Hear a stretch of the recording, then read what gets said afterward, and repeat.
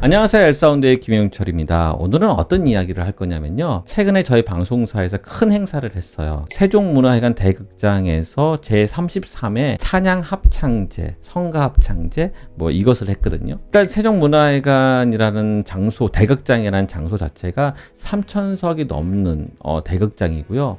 그 안에서 그러니까 많은 교회의 성가대들이 있어요. 대표적인 교회가 영락교회, 여의도 순복음교회, 온누리교회, 사랑의 교회, 이런 큰 교회의 성가대의 실력이 상당히 높거든요. 그런 성가대가 모여서 찬양 합창제를 한 거예요.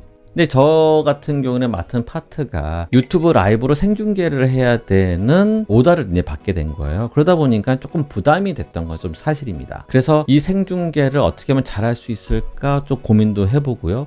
세팅을 어떻게 하고, 그다음에 준비를 어떻게 하고, 그 다음에 이제 오퍼레이팅을 어떻게 했으며, 또 하고 난 다음에 제가 느꼈던 점, 요런 부분들은 조금 아쉬웠고, 요런 것들은 좀 보완하면 좋겠다라는 그런 생각이 있어서 여러분들과 이렇게 나눠보려고 합니다.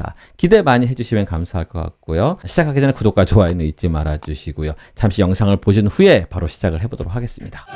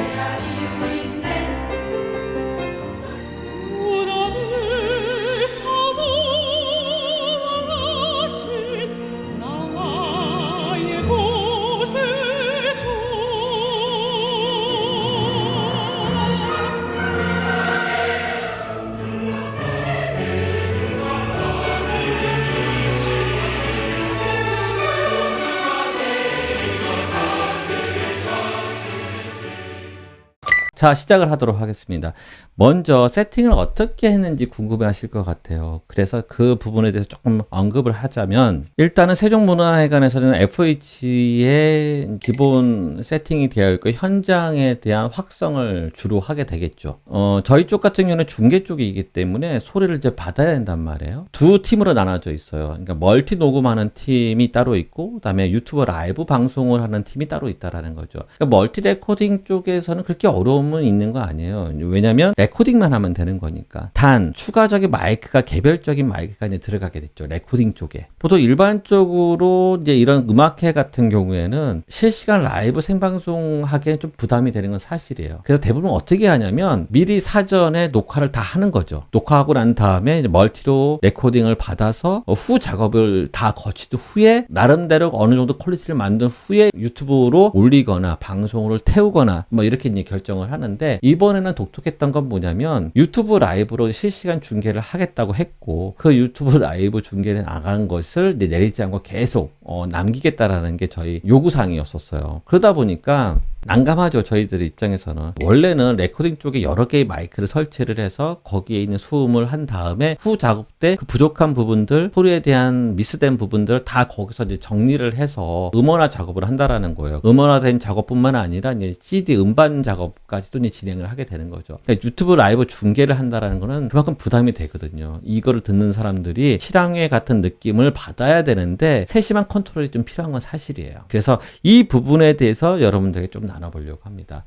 네, 무대를 중심으로 객석 쪽에서 바라보면은 좌측이 하수고요, 우측이 상수예요. 쪽에서 얘기했던 거는 자기네 쪽에서 이제 줄 수 있는 것이 마디를 주던가 아니면 실선을 주던가 두 가지 중에 하나를 선택을 해야 한다라는 거예요. 멀티 쪽 같은 경우는 자기네들이 마디로 받겠다라고 얘기를 했고, 저는 개인적으로 이게 유튜버 라이브 방송을 해야 되기 때문에 실선으로 받는 것이 더 좋아요. 왜냐면 라이브 상황에서 발생할 수 있는 위험 요소를 최소화시키는 게 중요하거든. 그러다 보니까 불편하더라도 멀티로 전체를 다 받는 것이 실선으로. 그러니까 실선이라는 건 뭐냐면 각 채널마다 라인으로 다 받는 거예요. 일일이 하나하나씩. 그래서 요번에는 저 같은 경우에는 34채널 그쪽 세종에서 받았고요. 원래는 추가적인 채널을 레코딩 쪽에서 받아야 되는데 그게 좀 어려운 상황이다 보니까 전체를 다 세종 쪽에 있는 소스를 이제 받아서 유튜버 라이브 중계를 하게 된 겁니다. 일단 소스를 받았고요. 이 받은 것 자체를 컨트롤 해야 되잖아요. 그래서 저는 믹서를 SD9, 그러니까 디지코 SD9을 가져갔고요. 그 많은 소스를 받아서 이제 컨트롤 해야 되는데 정리하는 작업이 필요해요. 그러니까 소스에 대한 걸 다 받고 이 소스 받은 걸 자체를 디지코에서 컨트롤 그룹이라고 하거든요. 그러니까 뭐 여러분들이 마이다스 콘솔이라든지 이런 사용하시는 분들은 VCA, DCA 뭐 이런 것들이 되겠죠. 컨트롤 그룹을 정리하는 작업을 먼저 할 거예요. 이거는 이제 코러스 쪽이다. 이것은 서스 쪽이다. 서스 마이크, 그러니까 천장에서 내려온 마이크가 있거든요. 이거를 이제 정리하는 작업이 필요해요. 또 피아노는 피아노대로. 그다음에 오케스트라 같은 경우에도 이제 정리하는 작업이 필요하고요. 그다음에 추가로 만약 솔리스트가 나온다고 하면 솔리스트 마이크도 이제 정리하는 작업이 필요하고요. 그다음에 무선 마이크들을 좀 많이 썼거든요. 8개 정도 썼는데 그 마이크들에 대한 정리도 필요했고요. MC도 들어가고 그다음에 거기서 이제 플레이백 하는 소스들이 좀 있어요. 자체 MR로 플레이하는 소스가 있는 반면에 또 비디오에서 나오는 그런 소스들이 있거든요. 그런 것들, 이런 것들을 다 하나하나 받아가지고 컨트롤 그룹화 시키는 작업을 먼저 해야 될 거예요. 이제 저희가 이제 그 리허설을 하면서 믹싱 작업을 하겠죠. 저 같은 경우에 스냅셋을 많이 사용하거든요. 스냅셋을 통해서 리허설 때 어느 정도로 이렇게 맞춰가는 작업을 미리 사전에 한다라는 거죠. 그러면 거기서 끝나는 것이 아니라 저희 같은 경우는 유튜브 라이브로 이제 방송을 해야 되는데 별도로 이제 마스터링 장비가 좀 필요했어요. 그래서 옵티모드라고 저희가 이제 방송국에서도 많이 사용하는 마스터링 장비거든요. 1300이라는 시리즈가 있어요. 그런데 그것을 사용해서 마스터 장비로 사용했고요. 그 마스터 장비 이웃단에 이제 분배기를 쳐가지고 뭐 비디오 쪽이라든지 아니면 여러 군데에다가 이제 분배시켜주는 작업을 해줘야 돼요. 유튜브 라이브뿐만 아니라 뭐 비디오 쪽에서 이제 모니터링도 해줘야 되고 녹화도 해줘야, 녹음도 해줘야 되거든요. 비디오 쪽 녹음도 해줘야 되거든요. 그런 쪽으로 다 이 소스를 다 보내주는 역할을 하는 분배기가 따로 있었고요. 그다음에 헤드폰 앰프로, 왜냐면 소리가 믹서의 소리하고 실제 유튜브 라이브로 나가는 소리하고 비교하는 헤드폰 앰프가 또 필요했어요. 일단 구성은 이렇게 구성을 하고 시작을 하게 된 겁니다. 저희가 하면서 느꼈던 점은 뭐냐면, 일단은 이게 무빙 되는 무대이다 보니까 마이크를 별도로 더 추가를 했어야 되는데 그러지 못한 것이 좀 아쉬웠어요. 단순한 코러스 마이크가 4개가 내려와 있지만, 그러니까 성가대 쪽에 위치하는 4개가 내려와 있지만 그거 가지고 부족했다라는 거죠. 왜 그러냐면, 보통 서스 마이크라고 정중앙에 센터, 레프트, 센터, 라이트에 있는 2개의 마이크가 있고요. 그 다음에 레프트 쪽에 있는 마이크, 라이트 쪽에 마이크, 이제 서스가 4개의 마이크가 들어가 있어요. 그런데 문제는 뭐냐면 그 위치 자체가 오케스트라 편제되어 있는 곳에 놓인다라는 거죠. 그럼 뭐가 이제 문제가 되냐면, 퍼쿠션이나 브라스 쪽에서가 문제가 되는 거예요. 왜냐면 그 볼륨 자체가 너무 크기 때문에 그 볼륨들이 그 서스 쪽으로 많이 유입이 된다라는 거죠. 특히 이제 퍼쿠션 같은 경우에도 클라이맥스 부분에서 이제 퍼쿠션이 들어가게 되면 연주자 입장에서도요, 강하게 비트가 들어가기 때문에 그 소리가요, 고스란히 서스로 많이 들어간다라는 거예요. 또 아쉬웠던 건 뭐냐, 피아노 같은 경우에도 마이킹을 이제 로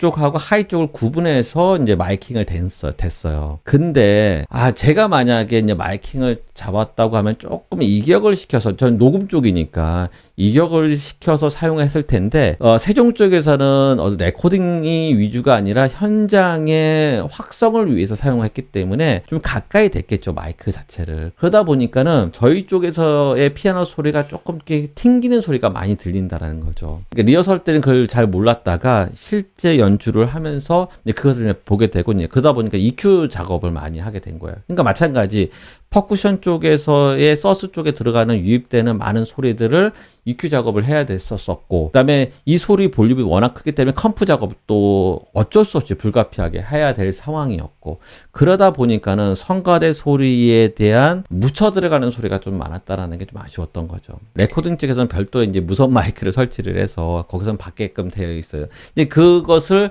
제가 받아가지고 컨트롤 했으면 더 좋은 효과를 낼 수 있었을 텐데 저 혼자서 그걸 다 모든 것을 커버하기에는 멘탈 쪽에서도 저한테 이제 주기에는 어려운 상황이었었던 것 같고, 그러다 보니까는 불가피하게 세종권 전체를 고스란히 받아서 컨트롤할 수밖에 없다라는 것이 저에게는 조금 단점이지 않았을까 그런 생각이 듭니다.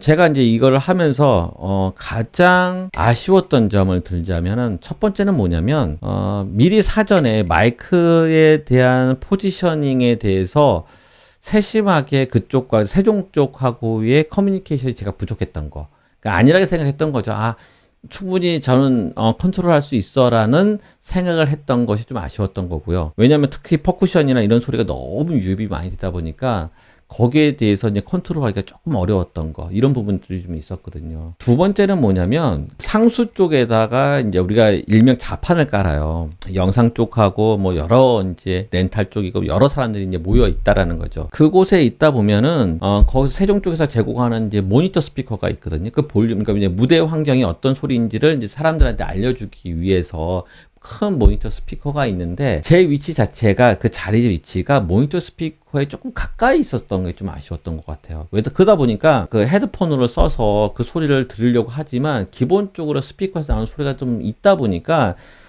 믹싱하기 좀 어려운 상황에 있던 건 사실이에요. 그래서 다음번에 하게 되면은 좀 그런 모니터 스피커에선 거리를 좀 이격을 시켜서 자리를 잡았으면 좀 더 낫지 않았을까, 그런 두 번째 아쉬움이 있고요. 세 번째 아쉬움은 뭐냐면 무대 경험이 많은 사람들과 그렇지 못한 사람들에 대한 편차를 제가 리허설 때 그걸 좀 생각을 했어야 되는데 무대 경험이 부족한 사람들이 너무나도 갑자기 흥분이 되다 보니까 갑자기 소리를 막 지를 경우가 있단 말이에요. 그러다 보면 컨트롤하는 사람 입장에서는 상당히 난감하거든요. 어느 정도 미리 세팅해가지고 스냅샷을 통해서 어느 정도 세팅한 레벨 안에서 이제 범주에서 움직이려고 하는데 갑자기 어떤 소리가 갑자기 튀어나오는 순간에 어떤 하나의 소스를 찾아서 컨트롤하기가 시간이 좀 금방 하기가 좀 어렵다라는 거예요. 그러다 보니까는 좀 제가 조금 당황했던 건 사실 공연 처음 서두 부분에 이제 그런 미스가 좀 있었는데 거기까지 생각을 못했던 건 제 실수니까 다음번에는 이런 부분들은 좀 세심하게 컨트롤 해야 되지 않겠나 그런 생각이 좀 들었어요.